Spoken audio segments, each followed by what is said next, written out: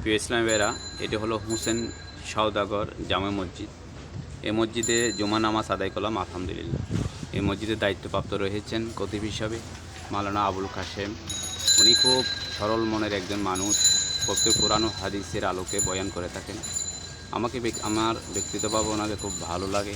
তাই সংসার, পরিবার, পরিজন, সমাজ সবাইকে ছেড়ে এই মসজিদে চলে আসলাম। আল্লাহ পাক পবিত্র কোরআনে বলেন, কুনু মা সালেহীন, তোমরা সত্যবাদীর সাথী হও।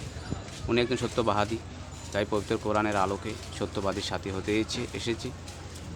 ইসলামী ভাইরা, এই জুমার দিনে এসে ইমাম সাহেব থেকে যেটা শিখতে পারলাম সেটা হলো যে একজন মুসলমানের প্রতি আরেক মুসলমানের 6টি হক রয়েছে।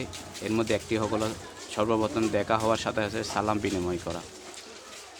ইমাম সাহেব একটা কথা বলেছেন, আমরা সবাই সব কিছু জানি, কিন্তু আমরা যখন জায়গায় যাই, আমরা যখন ঘটনাস্থলে যাই, তখন আমরা সব কিছু ভুলে যাই। আমাদের মধ্যে নফস শয়তান, মানুষ শয়তান এবং জিন শয়তান রয়েছে। আমরা ইসলামী ভাইয়েরা, আমরা যখন কারোর সাথে দেখা হবে আমরা সালাম বিনিময় করব। এটা হলো নতুন বছরের আমাদের অঙ্গীকার। শুধু কিয়ামত পর্যন্ত, আমাদের মৃত্যুর আগ পর্যন্ত আমরা যদি একজন মুসলমান ভাই আরেকজন মুসলমানকে আমরা দেখি, আমরা সালাম বিনিময় করব। এই আমলটি আজকে আমি গ্রহণ করেছি। আপনারা এই আমলটি গ্রহণ করেন। পরিবারের সকলের মধ্যে সালাম বিনিময়। সালাম মানে আল্লাহ রহমত। আমরা শুধু পবিত্র কোরআন হাদিসের কথা শুনে যাব, আমল করব না, সেটা বোকামি ছাড়া আর কিছু নয়। তাই সকলের প্রতি আমল করার উদাত্ত আহ্বান রইল। আসসালামু আলাইকুম ওয়া রাহমাতুল্লাহ।